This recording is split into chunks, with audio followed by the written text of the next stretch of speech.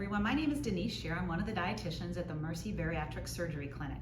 Today I'm going to demonstrate how to make creamy carrot ginger soup. This soup has these ingredients: 2 tablespoons of olive oil, 1 small onion chopped, 1 clove of garlic finely chopped, 2 tablespoons of fresh grated ginger, or you can use a ½ teaspoon of ground ginger, and 4 cups of carrots sliced, 4 cups of chicken stock, and a teaspoon of salt, a 1/4 teaspoon of pepper, and then towards the end we'll add 3/4 cup of Fairlife milk.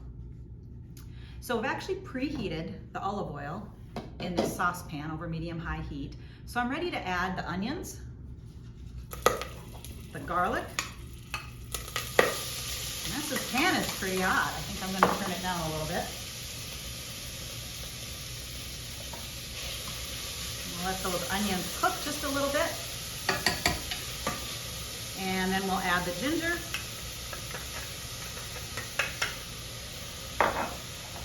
and the garlic. So I'm gonna let this saute a little bit, kind of wait till those vegetables, the onions, get tender and fragrant. So really keep in mind that soup is a great option on the Puree diet. It freezes well and can be kept in ice cube trays for small portion sizes. You can pop 1 or more cubes out and heat in the microwave for a quick evening meal, depending on how much you can have at that point after your surgery. Fairlife milk in the soup really does increase the protein amount. A cup of that has 13 grams of protein. And other ways to boost the protein in any soup would be to add high protein bone broth or unflavored protein powder. You can puree, also keep in mind you can puree almost any soups, stews, and casseroles. Just make sure they don't have very much pasta, rice, or noodles. You can also add protein powder as needed. So I think that the onions are doing well in here, and it looks like I'm ready to add the sliced carrots. And I'm going to add the chicken stock.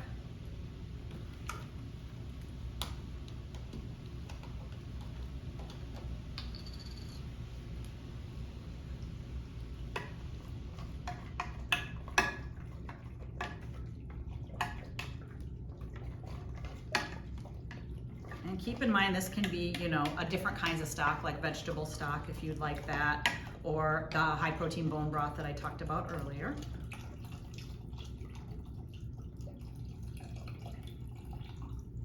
And now I'm just going to stir up everything really well, and then we're going to let this simmer for 30 minutes until the carrots get tender. Now that the soup is done simmering, I'm ready to put it in the blender.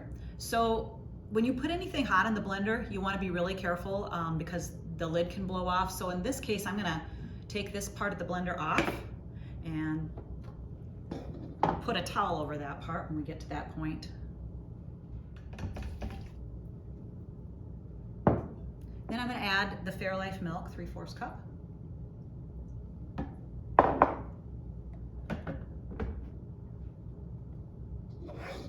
And then I have the open top to kind of release the heat so we don't have any issues with that. And I am ready to blend. All